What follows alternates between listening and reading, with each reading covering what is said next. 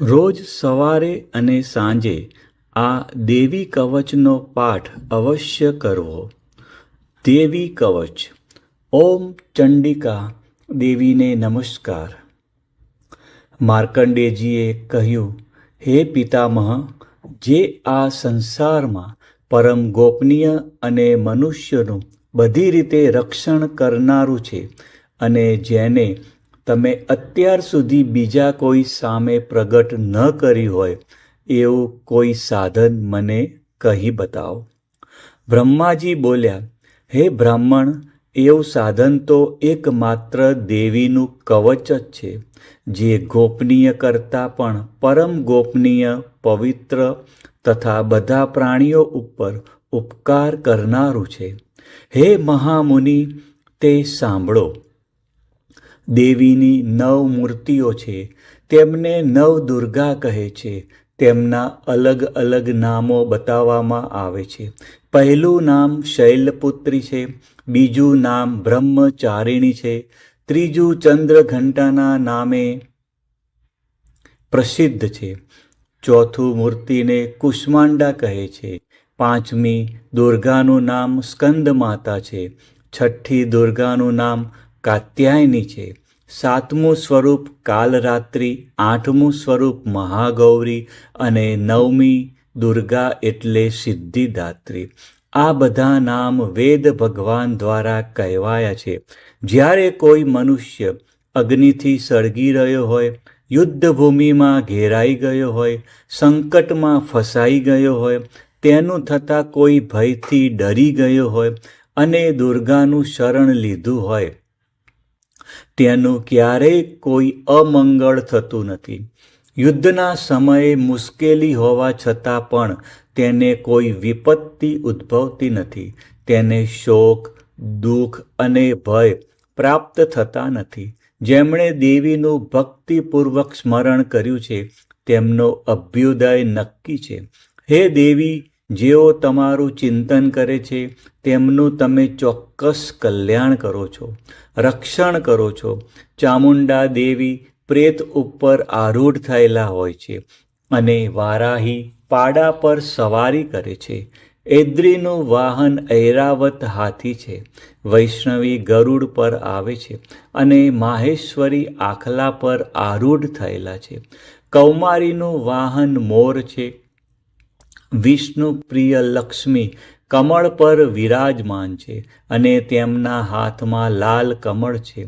આખલા પર આરૂઢ થયેલ દેવી ઈશ્વરીએ શ્વેત વસ્ત્ર ધારણ કરી રાખ્યા છે. બ્રાહ્મી હંસ પર બેઠેલા છે અને બધા જ આભૂષણો ધારણ કર્યા છે. આ બધી દેવીઓ માતાઓ યોગ શક્તિઓથી સંપન્ન છે, જેઓ અનેકવિધ આભૂષણો પહેરવાથી શોભે છે. તેમણે અનેક રત્નો ધારણ કર્યા છે, ક્રોધથી ભરેલી છે અને ભક્તોનું રક્ષણ કરવા રથમાં બેઠેલી છે. આ દેવીઓના હાથમાં શંખ, ચક્ર, ગદા, શક્તિ, હળ, મુસળ, ખેટક, તોમર, કુહાડી, દોરડું, કુંત, ત્રિશૂળ અને ઉત્તમ ધનુષ્ય ધારણ કરેલા છે. દૈત્યોના શરીરનો નાશ કરવો અને ભક્તોને અભય દાન આપવું, દેવતાઓનું હિત કરવું એ તેમના શસ્ત્ર ધારણનો ઉદ્દેશ છે. મહારૌદ્ર રૂપ, અત્યંત ઘોર પરાક્રમી, મહાબલી અને મહા ઉત્સાહયુક્ત હે દેવી, તમે મહાન ભયનો નાશ કરનારા છો. તમને નમસ્કાર છે. તમારી સામે જોવું પણ મુશ્કેલ છે. શત્રુઓનો ભય વધારનારા હે જગદંબિકા, મારું રક્ષણ કરો. પૂર્વ દિશામાં ઐન્દ્રી શક્તિ મારું રક્ષણ કરે. અગ્નિ ખૂણામાં અગ્નિ શક્તિ, દક્ષિણ દિશામાં વારાહી તથા નૈઋત્ય ખૂણામાં ખડ્ગધારિણી મારું રક્ષણ કરો.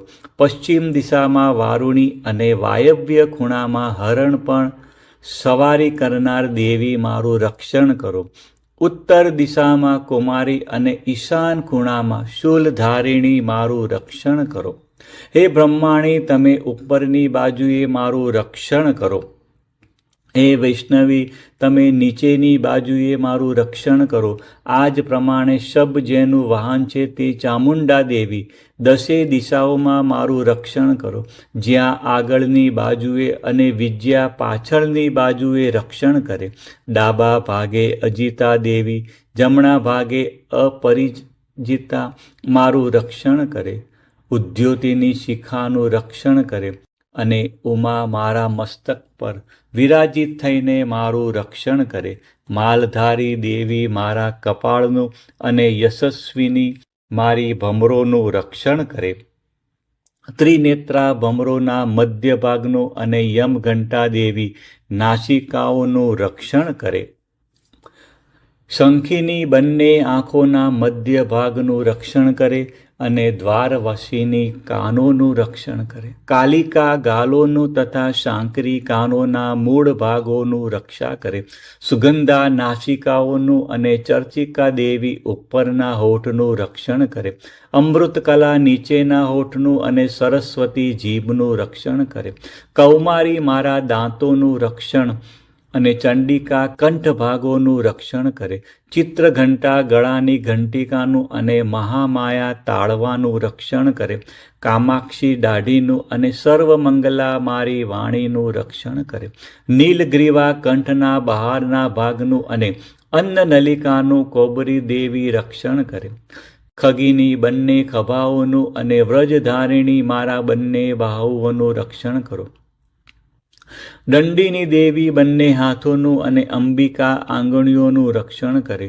શૂલેશ્વરી નખોનું રક્ષણ કરે અને ફૂલેશ્વરી કુખ પેટનું રક્ષણ કરો. મહાદેવી બંને સ્તનોનું અને શોક વિનાશીની મનનું રક્ષણ કરે. લલિતા દેવી હૃદયનું અને શૂલધારિણી ઉદરનું રક્ષણ કરે. કામિની નાભીનું અને ગૃહેશ્વરી ગૃહ ભાગનું રક્ષણ કરો. પૂતના અને કામિકા લિંગનું અને પાડાને વાહન બનાવનાર દેવી ગુદાનું રક્ષણ કરે. ભગવતી કટી પ્રદેશનું અને ઘૂંટણોની રક્ષા વિદ્યવાસિની કરે. સર્વ કામનાઓ પૂરી કરનારા દેવી જંગાઓનું રક્ષણ કરે. નારસિંહી દેવીઓનું પિંડીઓનું રક્ષણ કરે. તેજસ્વી બંને પગોના પૃષ્ઠભાગનું રક્ષણ કરે. શ્રીદેવી પગોની આંગળીઓનું અને તલવાસીની દેવી પગના તળિયાનું રક્ષણ કરે. પોતાની વિકરાળ દાઢોથી ભયંકર દેખાતા કરાલી દેવી નખોનું અને ઉધ્વકેશીની દેવી વાળનું રક્ષણ કરે. કૌબરી રૂવાંટીના છિદ્રોનું અને વાઘેશ્વરી ત્વચાનું રક્ષણ કરે. પાર્વતી રક્ત મજ્જા વસા માંસ હાડકાં અને મેદનું રક્ષણ કરે. કાલરાત્રિ આંતરડાઓનું અને મુકુટેશ્વરી પિત્તનું રક્ષણ કરે. પદ્માવતી કમળ કોષોના મૂળ આધારનું અને ચૂડામણી કફનું રક્ષણ કરે. જ્વાળામુખી નખોના તેજનું અને અભેદા સમસ્ત સાંધાઓનું રક્ષણ કરે. હે બ્રહ્માણી, તમે મારા વીર્યનું રક્ષણ કરો. હે છત્રેશ્વરી, મારી છાયાનું રક્ષણ કરો. હે ધર્મધારિણી, મારા અહંકાર, મન અને બુદ્ધિનું રક્ષણ કરો. હે વ્રજ ધારણ કરનાર દેવી, મારા પ્રાણ, અપાન, વ્યાન, ઉદાન અને સમાનનું રક્ષણ કરો.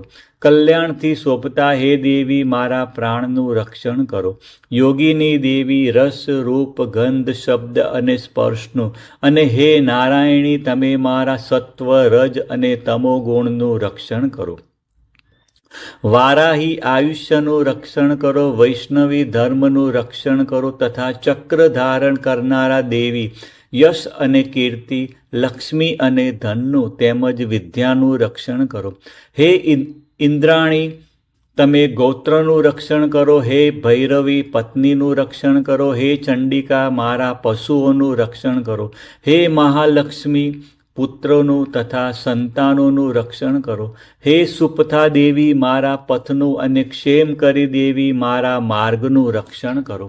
હે મહાલક્ષ્મી, હે રાજદ્વારી કાર્યોમાં મારું રક્ષણ કરો તથા સર્વ બાજુએ રહેલા વિજયા ચારે બાજુ રહીને રક્ષણ કરો. હે દેવી, જે સ્થાન કવચમાં કહેવાયું નથી અને તેથી રક્ષણ વિનાનું છે, તે બધા સ્થાનોનું તમારા વડે સુરક્ષિત થાય, કારણ કે તમે વિજયશાલિની અને પાપનાશીની છો.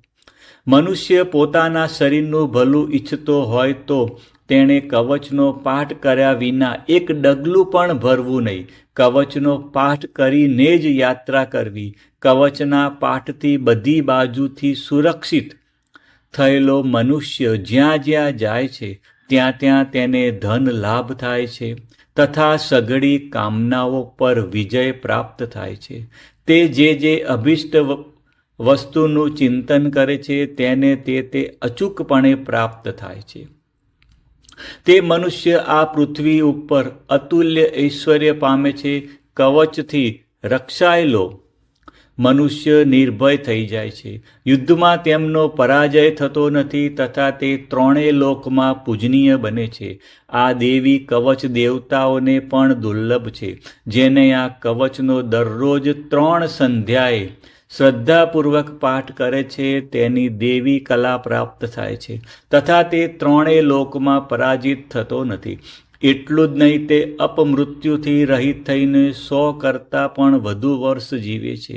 તેની શીતળા, કોઢ વગેરે રોગ થતા નથી અને થયા હોય તો તે નષ્ટ થઈ જાય છે. ભાંગ, અફીણ, ધતુરો વગેરેનું ઝેર કે સાપ વગેરેના કરડવાથી ચડતું ઝેર, સર્પનું ઝેર અને તેલના મિશ્રણથી બનેલું કૃત્રિમ ઝેર, આ બધા પ્રકારના ઝેર ઉતરી જાય છે અને તેની અસર થતી નથી. આ પૃથ્વી ઉપર મારણ, મોહન, વશીકરણ જેવા જેટલા પ્રયોગો છે, આ પ્રકારના જેટલા મંત્રો, યંત્રો વગેરે છે, તે બધા આ કવચને હૃદયમાં ધારણ કરી લેવાથી તે મનુષ્યના દેખાતા જ નષ્ટ થઈ જાય છે. એટલું જ નહીં, પૃથ્વી ઉપર વિચરનારા ગ્રામ દેવતા, આકાશ અને પાણીમાંથી ઉત્પન્ન થતા, ઉપદેશ માત્રથી સાધી શકાતા દેવો, પોતાના જન્મની સાથે જ પ્રગટ થતા દેવતાઓ, કુલ દેવતા, કંઠમાળા જેવા રોગો, ડાકણ, શાકણ, અંતરિક્ષમાં વિચરતી મહાન શક્તિઓ, ગ્રહ, ભૂત, પિચાસ, રાક્ષસો, બ્રહ્મ રાક્ષસ, વેતાળ, ભૈરવ વગેરે અનિષ્ટકારી દેવતાઓ પણ જો હૃદયમાં કવચ ધારણ કર્યું હોય તો તે મનુષ્યના દેખાતા જ ભાગી જાય છે. કવચ ધારણ કરનારા મનુષ્યની રાજા તરફથી સન્માન અને વૃદ્ધિ થાય છે.